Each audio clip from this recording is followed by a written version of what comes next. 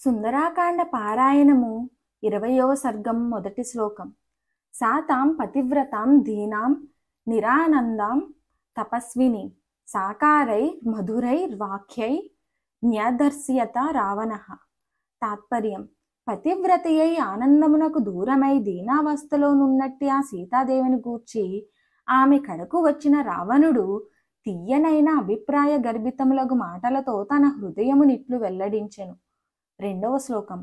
మాం దృష్ట్వా నాగనాసోరు గుహమానాస్తనోధరం అదర్శనమీవాత్మానం భయాన్నేతుం త్వమిచ్చసి.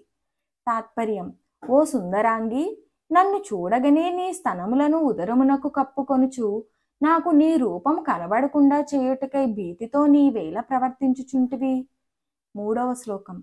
కామయే త్వాం విశాలాక్షి బహమన్యస్వ మాం ప్రియే సర్వాంగ గుణసంపన్నే సర్వలోక మనోహరే. తాత్పర్యం: సర్వ సద్గుణములతో ప్రకాశించుచు సర్వలోకముల యొక్క మనస్సులను హరించునట్టి ఓ సుందరాంగి, నిన్ను నేను కోరుచున్నాను.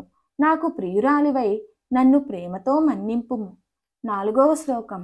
నేహ కేచిన్ మనుష్య వా రాక్షసః కామరూపిణః వ్యపసర్పతు తే సీతే భయం మతస్సముత్థితం.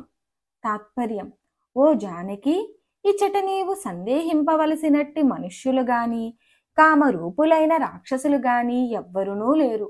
నా వలన భయపడవలసినది నీకెన్నడూనూ లేదు సుమా. 5వ శ్లోకం.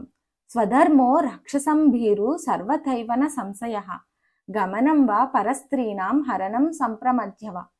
తాత్పర్యం: ఓ భీత చిత్తురాలవై ఉన్న జానకి, పరస్త్రీలను అనుభవించుటయు బలాత్కరించి ఇంటికి తెచ్చుకొనుటయు మా రాక్షస వంశము వారికి సర్వ విధములా కులసిద్ధమైన ధర్మమై ఉన్నది.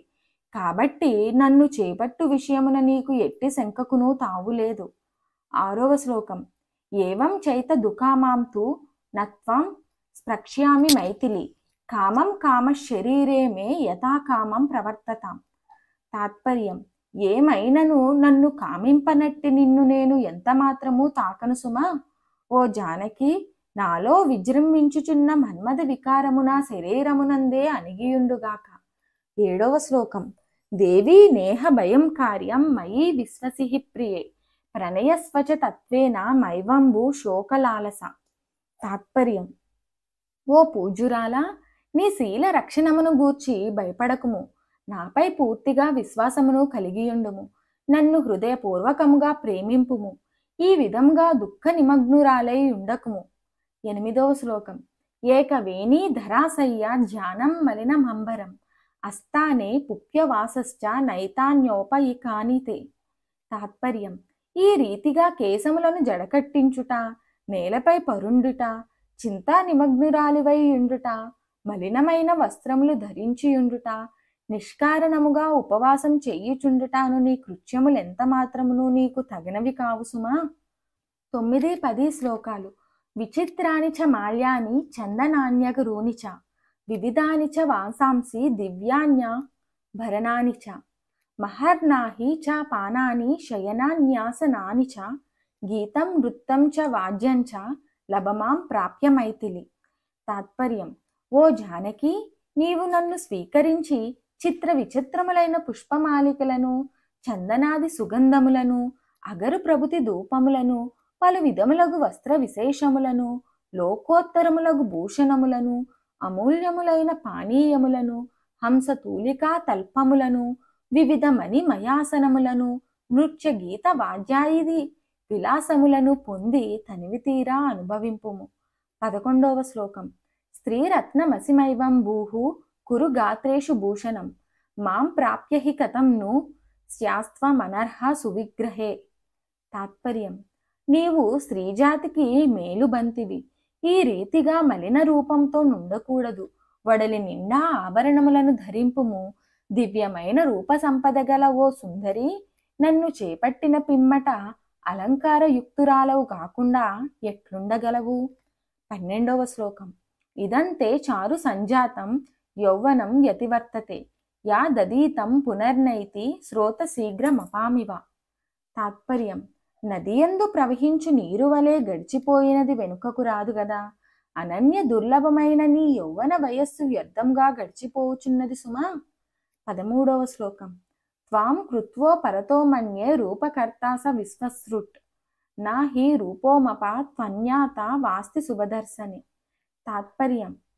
లోకోత్తర సౌందర్యమును నిర్మింపదలచినట్టి ఆ సృష్టికర్త అయిన బ్రహ్మ నిన్నే సౌందర్యరాశిగా నిర్మించి ఇంతకంటెనూ ఉత్తమ నిర్మాణము అసాధ్యమని తెలుసుకొని అటు పిమ్మట అతడు సుందర రూప సృష్టినే మానుకొనెనని తలచుచున్నాను. ఎందుచేతననగా మంగళకరమైన దివ్య సౌందర్యము గల నీకు సాటివచ్చు సుందరి సృష్టిలో వేరొకటి లేదు కదా. 14వ శ్లోకం.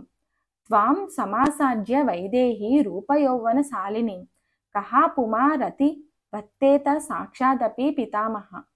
తాత్పర్యం. లోకోత్తర రూప యౌవనములచే ప్రకాశించుచున్నట్టి నిన్ను చూచిన ఏ పురుషుడు నిగ్రహించుకొనగలడు? స్వయంగా బ్రహ్మదేవుడైనను మనస్సునందు క్షోభను పొందకయుండగలడా? 15వ శ్లోకం. యజ్ఞత్మస్యామితే గాత్రం సీతాంసు సదృశానని తస్మిన్ పృదుశ్రోణి చక్షుర్మమ నిబధ్యతే. తాత్పర్యం.